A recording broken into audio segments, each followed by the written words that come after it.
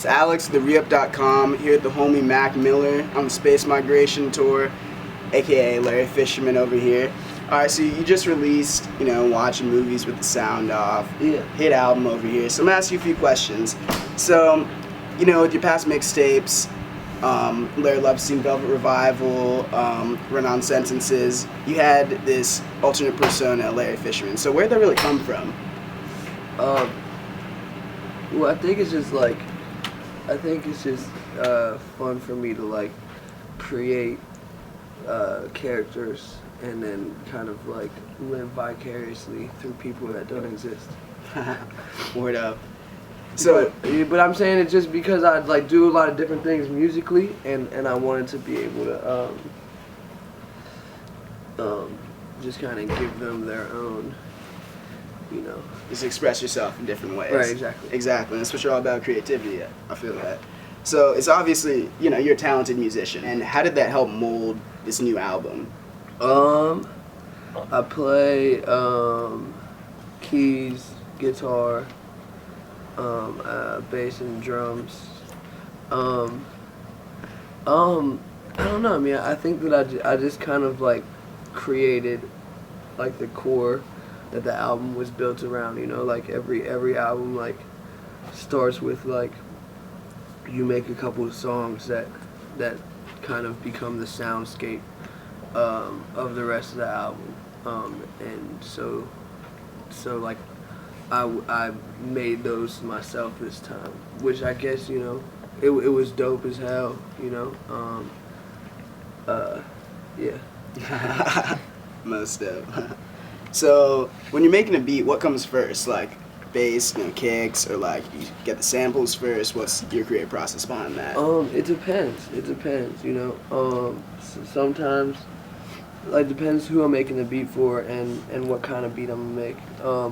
Sometimes I start with the 808s, and sometimes I just start with some keys, or if I hear a sample that I want to trap, then sometimes I start with a sample. But it really depends. I try not to have too much of a routine in any aspect of anything I do, because I don't know, I don't want to lock myself into doing one thing. I want to keep the opportunities open to do whatever. Word. I feel you. So, my favorite track on the album, Red Dot Music, Action Bronson. Hell yeah. You had this kind of unnamed rapper at the end, and I kind of got an idea. Was it Loaded Lux? Yeah, exactly. So what made you put that on the end there? There you go. I got something on my nose. I think it was, I thought it would be an interesting idea, I think that I'm somebody that a lot of people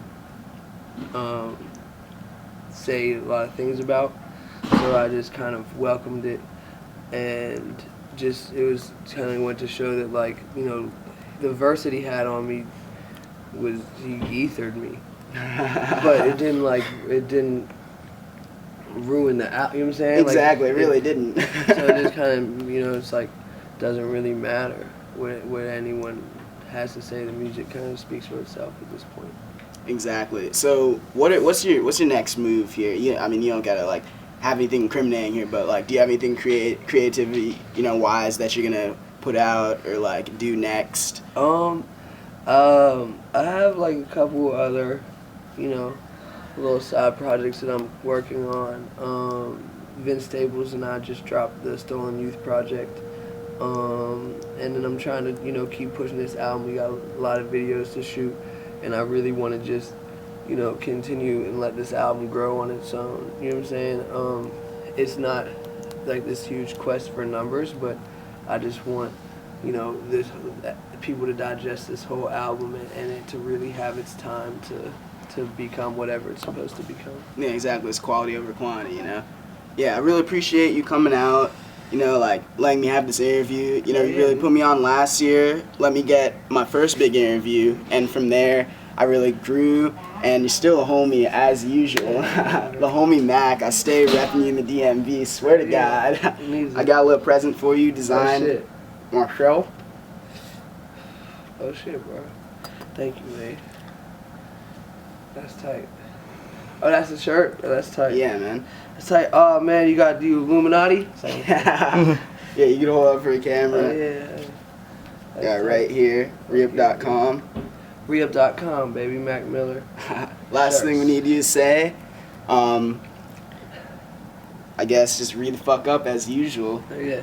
Yo, what's up, man? It's Mac Miller. Make sure y'all read the fuck up. Get your shit straight, baby. And this like Royster 5'9" into the fucking BT cycle.